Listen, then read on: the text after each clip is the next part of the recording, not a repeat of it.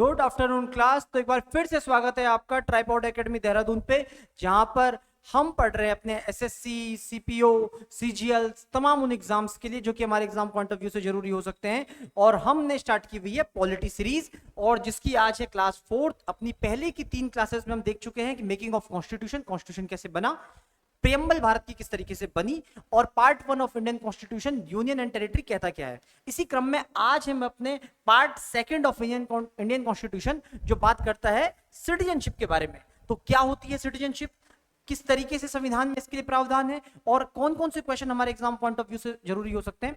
चलिए शुरू करते हैं। सिटीजनशिप, नागरिकता। नागरिक कहते किसको है, ये समझने के लिए पहले हमें समझना पड़ेगा कि एक देश को बनाने के लिए जरूरी कंपोनेंट क्या होते हैं, किसे बोले। मैं आपको क्या क्या चीजें दे दूं कि आप एक कंट्री बना सके। एक कंट्री को बनने के लिए क्या क्या चीजें चाहिए, तो एक कंट्री को बनने के लिए क्या क्या चीजें चाहिए अगर मैं आपसे पूछूं तो आप सबसे पहले कहेंगे हमें चाहिए एरिया। एरिया जो हम पढ़ चुके हैं यूनियन और टेरिटरी में कि कहां तक भारत होगा, कहां का भारत तक का क्षेत्र होगा, यानी कि एक कंट्री के लिए हमें सबसे पहले चाहिए एक एरिया। दूसरे नंबर पे हमें जो उसके अंदर चाहिए वो है सिटीजनशिप। सिटीजन चाहिए, उसके नागरिक चाहिए, वो लोग जो उसको अपना कहते हैं, जो भारत के लोग जो अपने आप को भारतीय कहते हो, वे अमेरिकन जो अपने आप को अमेरिका का मानते हो, वे पाकिस्तानी जो अपने आप को पाकिस्तान का मानते हो, ऐसे लोगों की हमको आवश्यकता होगी। तीसरी जरूरत होती है गवर्नमेंट। इन नागरिकों का रिप्रेजेंटेशन करने वाली, प्रतिनिधित्व करने वाली सरकार हमारे पास होनी चाहिए। और चौथा सॉवरेनिटी, संप्रभुता। वो सरकार क्या होनी चाहिए, संप्रभु होनी चाहिए। वो सरकार अपने निर्णय अपने हित में लेती हो, उस सरकार को निर्णय लेने की स्वतंत्रता हो। ये 4 चीजें मिल जाएंगी तो हम बोलेंगे कोई एक राष्ट्र का निर्माण हो चुका है। क्लियर है। वैसे हम अपने संविधान को भी देखें तो पार्ट 1 में उसने किसके बारे में बात की, एरिया के बारे में बात की कि यूनियन और टेरिटरी में आर्टिकल 1 to 4 के बीच में हमने देखा कि भारत का क्षेत्र कौन सा होगा और किस किस तरीके से बोला भैया इसको डिफाइन किया हम लोग। दूसरे नंबर पे आता है सिटीजनशिप, नागरिक, जिसके बारे में हम आज बात कर रहे हैं। अब सिटीजन और स्टेट का क्या होता है कि एक खास रिश्ता है। सिटीजन और स्टेट के बीच का जो खास रिश्ता है वो बताता है कि ये देश मेरा है और मैं इसका नागरिक, मैं इसे अपना मानता हूं। इस सरकार की, इस देश की ये जिम्मेदारी है, ये जवाबदेही है कि वो मेरे हितों की रक्षा करे, वो मेरे लिए एक शरण स्थली रहे। और ऐसे में उन नागरिकों के लिए सरकार की भी कुछ नियम बनाने के कर्तव्य बन जाते हैं और कुछ जवाबदेही बन जाती हैं। उन्हीं कुछ जिम्मेदारियों और जवाबदेहियों का जिक्र है आर्टिकल 5 to 11 के बीच में। भारतीय संविधान का अनुच्छेद 5 से 11 इन्हीं को डिफाइन करने की कोशिश करता है। कैसे कैसे करता है, क्या क्या कहता है, शुरू करते हैं। Article 5 of Indian constitution. Article 5 of Indian constitution क्या कह रहा है, आर्टिकल 5 ऑफ इंडियन कॉन्स्टिट्यूशन कह रहा है citizenship at the commencement of the constitution. संविधान के प्रारंभ पर नागरिकता। संविधान के प्रारंभ पर नागरिकता क्या मतलब है इस बात का, जिस दिन संविधान प्रारंभ हो रहा है। हम सभी लोग जानते हैं हमारा संविधान कब बनकर के तैयार हुआ था, तो हमारा संविधान बनकर के तैयार हुआ था 26 जनवरी 1950। हमारा संविधान इस दिन से लागू हुआ, 26 जनवरी 1950 से हमारा संविधान देश का लागू है। तो संविधान के प्रारंभ होने पर जो लोग, जो भी व्यक्ति भारत में जन्मा है वो सबके सब भारत के नागरिक कहलाएंगे। क्या कहा जा रहा है कि जो भी व्यक्ति संविधान बनते समय भारत में जन्मा हुआ है वो सबके सब भारत के नागरिक कहे जाएंगे। क्लियर है। यानी कि 26 जनवरी 1950 को हर वो व्यक्ति जो भारत की भूमि पर जन्म लिया है वो सबके सब भारत के नागरिक है। दूसरा क्या कह रहा है, या जिसके माता पिता भारत में जन्मे थे। सपोज कीजिए कि कोई बच्चा है जो 1950 में पैदा हो रहा है या फिर 1951 में पैदा हो रहा है, तो 50 तक तो नहीं है। तो यदि अगर उसके माता पिता भारत में जन्मे थे दोनों के दोनों, तो उसको भी हम क्या मानेंगे, भारत का नागरिक मानेंगे। क्लियर है।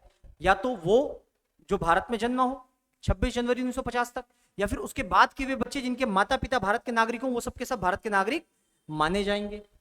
तीसरा, और who had been ordinary resident of India for not less than 5 years immediately before such commencement। इसके अलावा वो व्यक्ति भी भारत का नागरिक माना जाएगा जो कि संविधान लागू होने से पहले कम से कम 5 वर्षों से सामान्य रूप से भारत में रह रहा हो। क्या कहना चाह रहा है कि कोई व्यक्ति, सपोज कीजिए वो पोर्चुगल का नागरिक है, पुर्तगाली है, क्योंकि हम जानते हैं कि जब हम लोग भारत में बहुत सारी यूरोपियन कंपनीज आई तो उस समय हमारे पास पोर्चुगल भी थे, डच थे, डेनिश थे, फ्रेंच थे, ब्रिटिशर्स थे। केवल ब्रिटिशर्स के गुलाम नहीं रहा भारत, बहुत सारे इसमें अदर पार्टीज भी थी। ऐसे में कोई फ्रेंच व्यक्ति है जो भारत में रह रहा है, क्योंकि फ्रेंच का भी कुछ हिस्सा भारत में था, और ऐसे में मानता है कि मैं भारत में ही आगे भी रहना चाहता हूं, तो उन लोगों के लिए क्या व्यवस्था दी कि अगर आप संविधान लागू होने से कम 5 वर्ष पहले से भारत में भारत के नागरिक के तौर पर रह रहे हैं और आगे भी भारत के नागरिक के तौर पर रहना चाहते हैं, तो ऐसे व्यक्तियों को भी हम छूट देते हैं कि वे भी भारत के नागरिक कहलाएंगे। इसकी बात कर रहा है आर्टिकल 5। तो आर्टिकल 5 क्या कह रहा है? संविधान के प्रारंभ होने पर, जिस समय संविधान लागू हो रहा है, उस समय कौन कौन लोग भारत के नागरिक माने जाएंगे? तो वो सभी लोग जो कि भारत में पैदा हुए, वो भी, जो अपने माता पिता के कारण, जिनके माता पिता भारत के नागरिक हैं, वो भी भारत के नागरिक कहलाएंगे। क्लियर है? जैसे अगर हमें कोई बोले कि आप किस आधार पर भारत के नागरिक हैं, तो हम वंश के आधार पर भारत के नागरिक हैं। कैसे भारत के नागरिक हैं? क्योंकि जिस समय हमारे देश को स्वतंत्रता मिली, जिस समय देश का संविधान लागू हो रहा था, हमारे दादा दादी भारत के नागरिक थे, तो उनके बच्चों के होने के कारण हमारे माता पिता भी क्या हो गए? भारत के नागरिक हो गए, और उनके बच्चे होने के कारण हम भी भारत के नागरिक हो गए। क्लियर है? तो इसी तरीके से बोला भैया उनके बच्चे भी भारत के नागरिक कहलाएंगे। और ये व्यवस्था किनके लिए है? जो विदेशी थे लेकिन संविधान लागू होने के 5 साल पहले से कम भारत में एक नागरिक के तौर पर रह रहे थे और आगे भी रहना चाहते हैं, इन सभी को कहा गया आर्टिकल 5 के तहत वे सबके सब भारत के नागरिक कहलाएंगे। क्लियर है? ये कहना चाह रहा है कि भारत के संविधान के लागू होते समय जो भी लोग भारत में रह रहे हैं, इन सबको हमने इस आधार पर भारत की नागरिकता दे दी। आगे बढ़ते हैं। आर्टिकल 6 ऑफ इंडियन कॉन्स्टिट्यूशन क्या कह रहा है? ये कह रहा है rights of citizenship of certain person who have migrated from Pakistan. हाँ, ये बड़ी गजब बात है, समझिए। ये कहना चाह रहा है आर्टिकल 6 क्या कह रहा है भारतीय संविधान का? जब हमारे देश स्वतंत्र हुआ तो हमारा देश सिर्फ स्वतंत्र नहीं हुआ बल्कि उसका विभाजन भी हुआ। 15 अगस्त 1947 को जब भारत स्वतंत्र हो रहा है, इंडिपेंडेंट हो रहा है, इससे एक रात पहले भारत का पार्टीशन भी हो रहा है। और पार्टीशन हो रहा है तो एक तरफ बन गया पाकिस्तान और एक तरफ बन गया हिंदुस्तान। अब पाकिस्तान, क्योंकि बहुत कोई ऐसी मांग नहीं थी कि जितने लोग इस इलाके में रह रहे हैं सबके सब चाहते थे कि ये पाकिस्तान बनना चाहिए, वैसे ही जैसे इस तरफ के सब लोग नहीं चाहते थे कि पाकिस्तान नहीं बनना चाहिए। तो जैसे ही एक डेट को पाकिस्तान बनने की घोषणा हुई, बहुत से लोग यहां से वहां चले गए और वहां से यहां आ गए।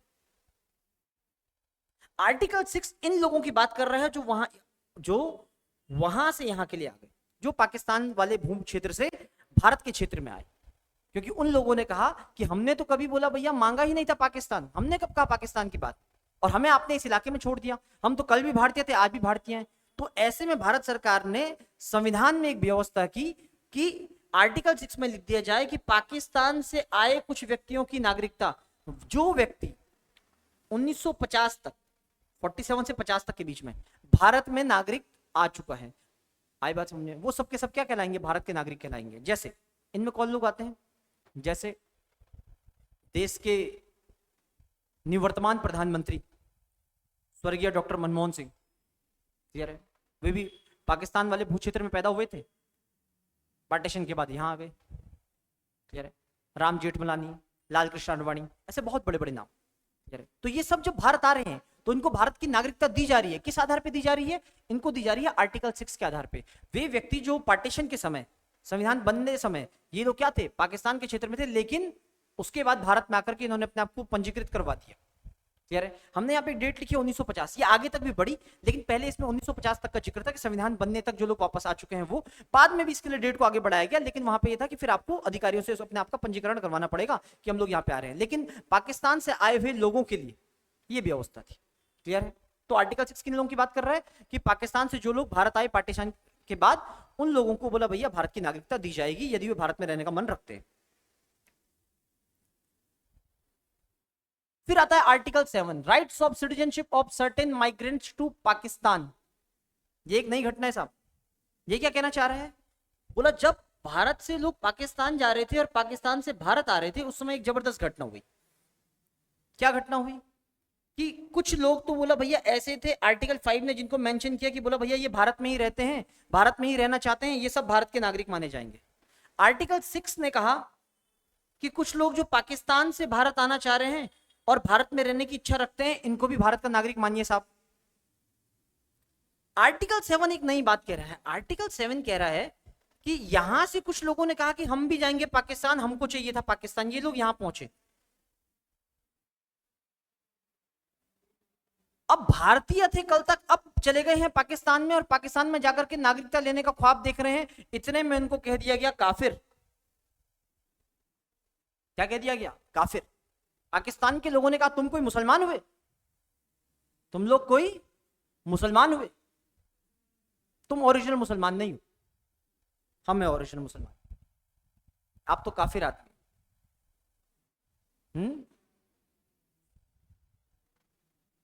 अब इन लोगों को लगा यार हम तो एक अच्छे मुल्क की उम्मीद में आए थे, सोचा था यहाँ अच्छा होगा, एक नया इस्लामिक मुल्क बनेगा, यहाँ हमारी पूछ होगी, यहाँ हमारे धर्मों को संरक्षण मिलेगा, लेकिन यहाँ आकर के तुमको फौरन कह दिया गया तुम तो शेड्यूल कास्ट हो, तुम तो भागे हुए हो कहीं से, मुहाजिर हो, तुम तो रेफ्यूजीज हो तुम तो। ऐसे में इनको लगा यार कि क्यों ना एक काम करते हैं यार, वापस पाकिस्तान से हम लोग भारत ही चले, इससे अच्छा तो वहीं हम रहने वाले थे, वहीं हमारा रहना ठीक था। और ऐसे में कुछ लोग जो पहले भारतीय थे फिर पाकिस्तान गए और फिर वापस आ गए, उन लोगों की बात करता है आर्टिकल 7। आर्टिकल 7 पाकिस्तान के कुछ प्रवासियों की नागरिकता का अधिकार। Those who migrate to Pakistan after 1 March 1947 will not be the citizen unless कि जब तक वे पुनर्वास के लिए वैध अनुमति पत्र के साथ वापस भारत ना आ जाएं। यानी कि ऐसे लोग जो एक बारी गए पाकिस्तान फिर वहां से वापस आ गए, क्लियर है? ऐसे लोगों को भी क्या कहा गया? ऐसे लोगों को कहा गया कि आर्टिकल 7 के तहत उनको भी नागरिकता दी जाएगी। जब संविधान सभा के पन्ने हम पलट के देखते हैं ना तो बड़ी बहस है इस पे। पंडित नेहरू चाहते नहीं थे, पंडित नेहरू को लगता था कि इन लोगों को नागरिकता नहीं देनी चाहिए, कि यही वो लोग हैं जो कल तक पाकिस्तान पाकिस्तान मांग रहे थे, अब ये वहां जा गए हैं, इनको वहीं रहने दो, इनको नागरिकता देने की कोई आवश्यकता नहीं है। लेकिन फिर दिखता है कि संविधान सभा में इसको लेकर के मतभेद है। बहुत सारे विशाल हृदय के लोग जो मानवता से भरे हुए थे, उन लोगों ने कहा कि देखो साहब, कल तक तो भारत का नागरिक था, कल तक वो हमारा नागरिक था, कल तक उसके सारे अधिकार थे। अब उसने अपने जीवन में एक फैसला लिया कि मुझे पाकिस्तान में जाना चाहिए, अच्छी उम्मीद के साथ। हर कोई जो अपना घर छोड़ करके बाहर निकलता है अच्छी उम्मीद के साथ ही निकलता है कि कुछ अच्छा होगा।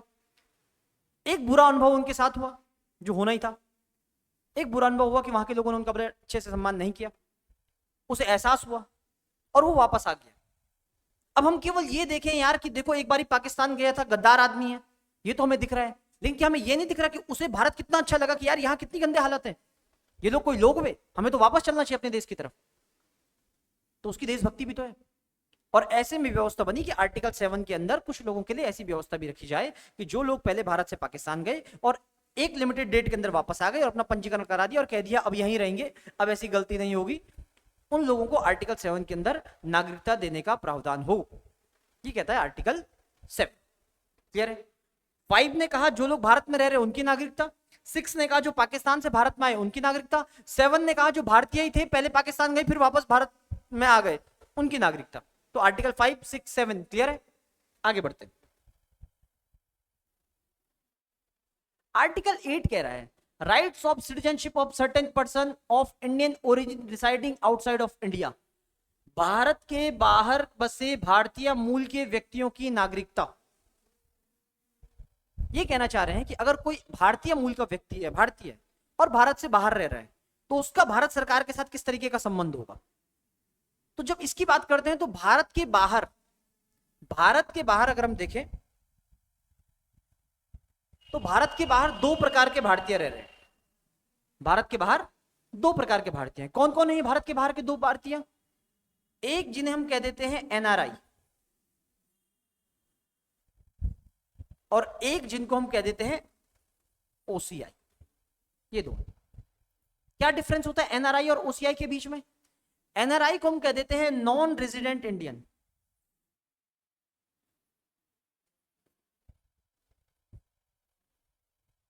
नॉन रेजिडेंट इंडियन, या फिर हिंदी में कहेंगे तो गैर निवासीय भारतीय या अप्रवासी भारतीय। क्लियर है? ये आ जाएगा। और ओसीआई का मतलब होता है ओवरसीज सिटीजन ऑफ इंडिया।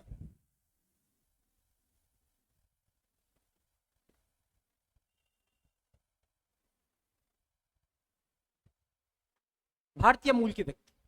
क्या डिफरेंस है इन दोनों के भीतर? देखो, भारत से बाहर कौन भारतीय रह रहे हैं? दो प्रकार के रह रहे हैं, एक जिनको हम एनआरआई कहते हैं, एक जिनको हम ओसीआई कहते हैं। क्या डिफरेंस है इनमें?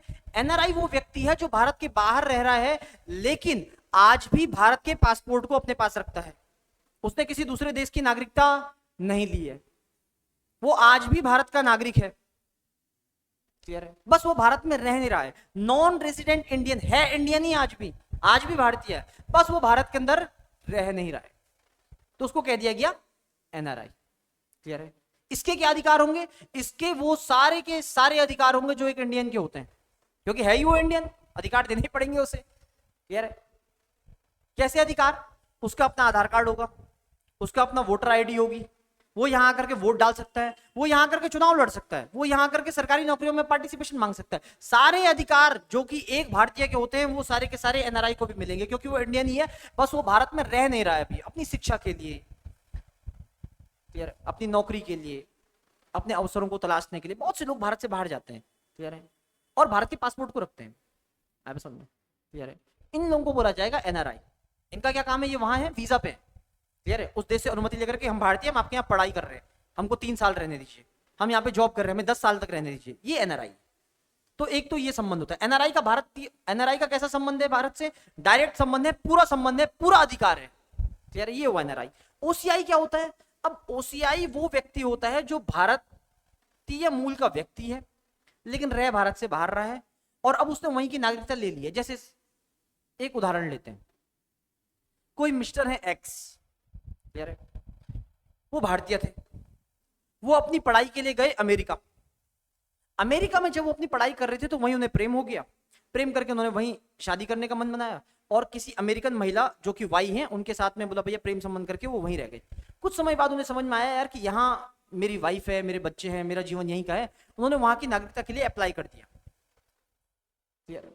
ऐसी सिचुएशन में कल को एक्स भाई साहब को नागरिकता मिल गई है अमेरिका की, अब वो एक अमेरिकन नागरिक है लेकिन वो है भारतीय मूल का व्यक्ति।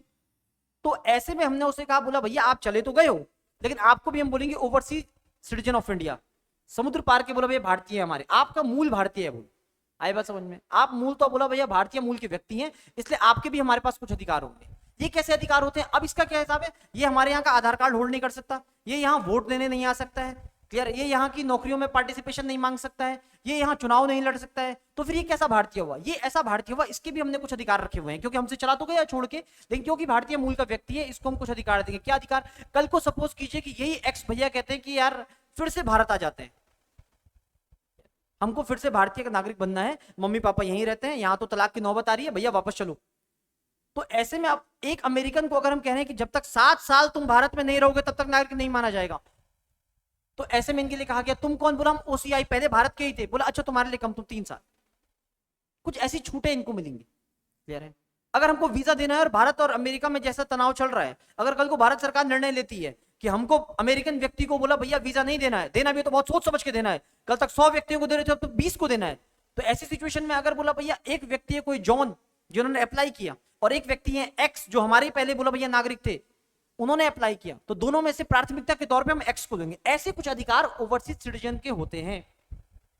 तो भारत के बाहर रहने वाली नागरिकता के बारे में बात कर रहा है आर्टिकल 8, और ये कैसी बात कर रहा है कि 2 तरीके के लोग हैं, बोला भारत से बाहर, एक एनआरआई है, एक ओसीआई। एनआरआई कौन है? अपना ही बंदा है, बस बाहर रह रहा है। क्यों रह रहा है? नौकरी के लिए, शिक्षा के लिए, अपना पासपोर्ट होल्ड करता है। लेकिन ओसीआई वो व्यक्ति है जो भारतीय मूल का तो है लेकिन अब दूसरे देश की नागरिकता ले चुका है, उनका पासपोर्ट होल्ड करता है। क्लियर है? इस बारे में बात कर रहा है आर्टिकल 8। आगे बढ़ते हैं। आर्टिकल 9। आर्टिकल 9 क्या कह रहा है? Persons voluntarily acquiring citizenship of a foreign state not to be citizen. विदेशी देश की नागरिकता स्वेच्छा से प्राप्त करने वाला भारतीय नागरिक नहीं रहेंगे। ये आर्टिकल अपने आप में एक्चुअली एक कॉन्सेप्ट की बात कर रहा है। इस कॉन्सेप्ट का नाम है single citizen, concept of single citizenship. Concept of single citizenship. एकल नागरिकता का प्रावधान क्या कह रहा है? एकल नागरिकता का प्रावधान, एकल नागरिकता के प्रावधान को समझिए। एकल नागरिकता का प्रावधान कहना चाह रहा है कि हम सिर्फ एक ही देश के नागरिक हो सकते हैं, 2 देश के नागरिक नहीं हो सकते। अगर आप भारत के नागरिक हो तो और किसी देश के नागरिक नहीं हो सकते। आपको छूट ही नहीं है कि आप किसी और देश के नागरिक बन सके। ये कह रहा है सिंगल सिटीजनशिप का कॉन्सेप्ट। क्लियर है? जैसे आपको याद होगा बॉलीवुड के एक खिलाड़ी हैं, बीच में एक चुनाव हुआ, उनकी वाइफ और वो वोट देकर के बाहर आ रही थी, तो वाइफ ऐसे ऐसे कर रही थी, उन्होंने नहीं किया, तो पत्रकार ने जाकर के माइक लगा दिया, साहब आपने नहीं किया, आपने तो दिखाया नहीं। तो उन्होंने कहा जाओ जाओ जाओ, कोई बात नहीं, बात नहीं करेंगे। क्यों कहा ऐसा? क्योंकि खिलाड़ी भैया भारत के नागरिक नहीं थे। खिलाड़ी भैया ने कुछ वर्षों पहले कनाडा की नागरिकता ले ली थी, और क्योंकि वो कनाडा के नागरिक है, वहां का पासपोर्ट होल्ड करते हैं, तो अब भारत के नागरिक रहे नहीं, क्योंकि सिंगल सिटीजनशिप का कॉन्सेप्ट है, एकल नागरिकता का कॉन्सेप्ट है। If a person voluntary acquiring the citizenship of a foreign state, अगर आपने दूसरे देश की नागरिकता ले ली तो भारत देश की नागरिकता उसी दिन से खत्म, टाटा बाय बाय, वहीं से खत्म है मामला। यार सिर्फ एक देश की नागरिकता आप ले सकते हैं। ऐसा ही आलिया भट्ट के साथ भी हुआ। आलिया भट्ट से पूछा पत्रकार ने कि आपने वोट नहीं डाला, तो उन्होंने कहा इसमें कुछ टेक्निकल इशू है। वो टेक्निकल इशू क्या है? क्योंकि आपने कुछ समय पहले इंग्लैंड की नागरिकता ले ली, क्योंकि अब आप इंग्लैंड की नागरिक हो तो भारत में वोट कैसे डालोगे? कौन रोकता है उनको वोट डालने से? आर्टिकल 9 रोकता है भारतीय संविधान का, कॉन्सेप्ट ऑफ सिंगल सिटीजनशिप। अगर आपने एक देश की नागरिकता को बोला भैया स्वेच्छा से स्वीकार कर लिया है, तो भारतीय नागरिकता वहीं खत्म हो गई। इस बारे में बात करता है आर्टिकल 9। ये तो हुई किसी दूसरे देश की बात। यहीं पे एक और कॉन्सेप्ट समझिए, ये तो हुई दूसरे देश के सक्षम, लेकिन सिंगल सिटीजनशिप का कॉन्सेप्ट एक और बात कहता है। जब हम कह रहे हैं कि आप दूसरे देश की नागरिकता नहीं ले सकते, आप सिर्फ भारतीय नागरिक रहेंगे, तो इसकी मीनिंग बहुत ब्रॉड है। सिंगल सिटीजनशिप के कॉन्सेप्ट में ये बात भी उसमें जुड़ी हुई है कि आप किसी दूसरे देश की नागरिकता तो नहीं ले सकते, इसके अलावा तुम किसी राज्य की नागरिकता भी नहीं ले सकते। जैसे अमेरिका को अगर हम देखें तो अमेरिका में जो व्यक्ति अमेरिका का नागरिक है वो कैलिफोर्निया का नागरिक भी है। वहां पे राज्य की नागरिकता अलग होती है और देश की नागरिकता अलग होती है, लेकिन भारत में ऐसा कोई संबंध नहीं। भारत में सिर्फ भारतीय नागरिकता का कॉन्सेप्ट है। ऐसा नहीं कि मैं उत्तराखंड का नागरिक हूं, मैं उत्तर प्रदेश का नागरिक हूं, बिहार, झारखंड, मणिपुर, कुछ नहीं। हम सिर्फ भारतीय नागरिक हैं। कैसे नागरिक हैं? भारतीय। तो ना तो हम किसी दूसरे देश की नागरिकता ले सकते हैं, ना तो हम किसी राज्य के आधार पर नागरिकता देते हैं। सिर्फ सिंगल सिटीजनशिप का कॉन्सेप्ट, एकल नागरिकता, हम सब भारतीय हैं और भारत की नागरिकता हमारे पास है, बात खत्म। आर्टिकल 9 समझे? आगे बढ़ते हैं। आर्टिकल 10 ऑफ इंडियन कॉन्स्टिट्यूशन क्या कह रहा है? Continuance of the rights of citizenship, नागरिकता के अधिकारों की निरंतरता। इस आर्टिकल को जब भी हम पढ़ते हैं ना, एक शेर याद आता है कि मुझे तुमसे बस यह बताना है कि मुझे तुमसे क्या छुपाना है, कभी हमसे भी कोई झूठ बोलो, हमें हाँ में हाँ मिलाना है। मुझे तुमसे बस यह बताना है कि मुझे तुमसे क्या छुपाना है। इस आर्टिकल में जितना बताया जा रहा है ना, उससे बहुत ज्यादा छुपाया जा रहा है। कहा जा रहा है नागरिकता के अधिकारों का बना रहना, मतलब every person who is or is deemed to be citizen under any provision of this part. इस भाग के किसी भी प्रावधान के तहत जो भारत का नागरिक है या माना गया है, वह नागरिक बना रहेगा, वह नागरिक बना रहेगा, नागरिक बना रहेगा। असल बात यहां है, जब तक कि संसद द्वारा कोई कानून न बनाया जाए, जब तक कि संसद द्वारा कोई कानून न बनाया जाए, जब तक कि संसद द्वारा कोई कानून न बनाया, यानी कि आप भारत के नागरिक हैं, माने जाएंगे, कंटिन्यूएंस है, अधिकारों का बना रहेगा, लेकिन कब तक? जब तक संसद द्वारा कानून न बने। यानी कि भारतीय संविधान सरकार को यह शक्ति देता है कि कल को संसद अगर कोई कानून बना दे तो आपकी नागरिकता छीनी भी जा सकती है। आर्टिकल क्या रहा है? नागरिकता के अधिकारों का बना रहना, लेकिन छुपी हुई बात क्या है कि सरकार चाहे तो कल को आपकी नागरिकता छीन भी सकती है संसद से कानून बना करके। समझ में आई बात? क्लियर है? ये था कि आपकी चाहे तो नागरिकता छीन सकती है। क्यों छीन सकती है? बहुत से कारण होते हैं सरकार नागरिकता छीन सकती है।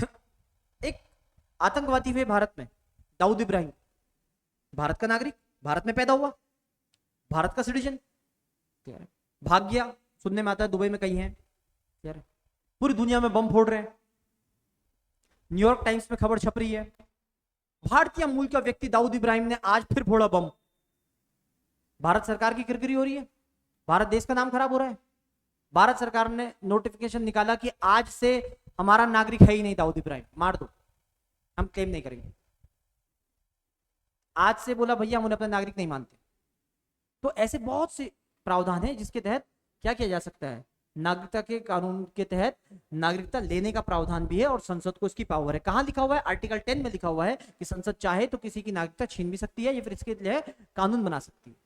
आए बात समझ में? तो जितना बताया जा रहा है बहुत कुछ छुपा करके बात हो रही है, लेकिन मोटी मोटी बात यह है कि नागरिकता बनी रहेगी जब तक कि संसद या सरकार न चाह ले कि आपकी नागरिकता छीन ली जाए।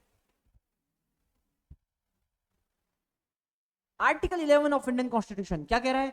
Parliament to regulate the right of citizenship by law, संसद को नागरिकता के अधिकारों को कानून द्वारा विनियमित करने की शक्ति। यानी कि ये जो प्रावधान है ना, ये तो हमने दे ही हैं, अभी तक के कानून तो हमने दे ही रखे हैं कि कौन नागरिक माना जाएगा, किस किस को नागरिक माना जाएगा, कब तक नागरिक माना जाएगा, किस तरीके से वो स्वेच्छा से नागरिकता छोड़ सकता है, किस तरीके से सरकार उसकी नागरिकता छीन सकती है। लेकिन कभी भविष्य में भी अगर कभी परिस्थितियां ऐसी आती हैं कि सरकार और संसद को लगता है कि अन्य परिस्थितियों के लिए आज के समय की रिक्वायरमेंट के अकॉर्डिंग हमें कुछ नियम कानून बनाने चाहिए, तो सरकार को बोला ये छूट होगी, ये सिलसिला रुकना ही है बोला। सरकार को ये छूट होगी कि वे आगे चल करके संसद से कोई नियम बना ले और नागरिकता को विस्तार दे सके, नागरिकता के लिए और भी ज्यादा कानून बना सके। ये सारे अधिकार बोला भैया भारतीय सरकार को संसद के माध्यम से प्राप्त रहेंगे। इस बारे में कह रहा है आर्टिकल 11। इसी के तहत तो सरकार लेकर के आई सीएए, सिटीजनशिप अमेंडमेंट एक्ट, जिसके तहत कहा गया कि हम 5 धर्म के लोगों को, 3 देशों से आने वाले लोगों को नागरिकताएं देंगे। कहां से सरकार को यह अधिकार हुआ कि नागरिकता पे नया कानून बनाने का? Article 11 of Indian constitution allows them कि हम आपको अधिकृत करते हैं कि आप संसद से कानून बना करके चाहें तो और नागरिकता को लेकर के क्या कर सकते हैं, विनियमन कर सकते हैं। क्या लिखा है? विनियमन, अभी पढ़ा था कहीं पे। हाँ, ये विनियमित कर सकते हैं, आप क्या कर सकते हैं, रेगुलेट कर सकते हैं। आप ये आपको अधिकार मिलेगा। इसी के साथ जब सीए देख लिया, एक और चीज समझ जाइए कि सीए की बात हो रही है, तो सीए लाने का अधिकार भारत सरकार को कहां से मिला कि आर्टिकल 11 उनके लिए कहता है। और लोग कह रहे हैं कि एनआरसी भी आने वाला है, एनआरसी भी आने वाला है, एनआरसी भी आने वाला है। जैसे असम में एनआरसी हुआ, पूरे देश में सरकार एनआरसी करने वाली है और सरकार कह रही है नहीं नहीं, इस बारे में तो कोई विचार ही नहीं है, इस बारे में तो कोई विचार ही नहीं है, हम क्यों किसी की नागरिकता छीनेंगे, हम कैसे नागरिकता छीन सकते हैं, सब भारत के नागरिक हैं। छीन सकते हैं क्योंकि आर्टिकल 10 में लिखा भी है। तो सीए और एनआरसी को जानने वाले जो लोग हैं इनको साथ में पढ़ना चाहिए। एनआरसी का संबंध आर्टिकल 10 से है, सरकार चाहे तो नागरिकता छीन सकती है। तो आर्टिकल 10 एनआरसी के लिए है और आर्टिकल 11 कह रहा है कि बोला भैया क्या आप आगे चल के भी कानून बना सकते हो, तो सीए यहां से आता है। तो ये थे बोला भैया नागरिकता का प्रावधान भारतीय संविधान में, जो कि पार्ट 2 के अंदर बात करता है और आर्टिकल 5 से लेकर के 11 के बीच में इसका जिक्र है। उम्मीद करते हैं कि सेशन आपके लिए यूजफुल रहा होगा और बहुत से आपके जो डाउट्स नागरिकता को लेकर के रहे होंगे वो क्लियर होंगे। आगे फिर मिलते हैं इसी सीरीज में और देखेंगे कि आगे कौन कौन से हमारे संविधान के ऐसे प्रावधान है जो कि हमारे एग्जाम पॉइंट ऑफ व्यू से जरूरी हो सकते हैं। बहुत बहुत धन्यवाद, थैंक यू।